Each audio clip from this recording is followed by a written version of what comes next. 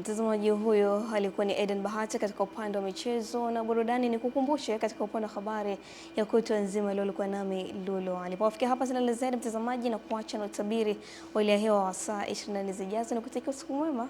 Kwa heri.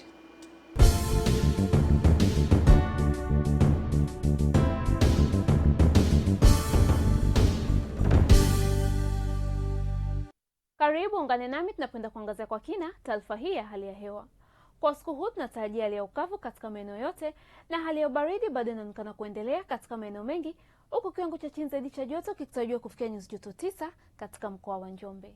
Kwa siku ya kesho upepo unatarajiwa kuvuma kwa kasi ya kilomita 30 kwa saa kwa ziwa Tanganyika na ukanda wa pwani yote, na kwa kasi ya kilomita 40 kwa saa kwa ziwa Victoria, ziwa Rukwa na ziwa Nyasa.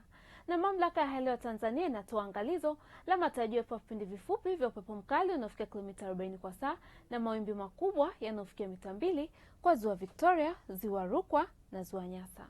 Mpendwa mtazamaji, kwa siku ya kesho ni matarajio yetu katika maeneo yote panatarajiwa kuwa na hali ya mawingu kiasi na vipindi vya jua. Na mpaka kufikia hapo hatuna la ziada. Nikusiendelee kufuatilia taarifa mbalimbali za hali ya hewa kutoka mamlaka ya hewa Tanzania.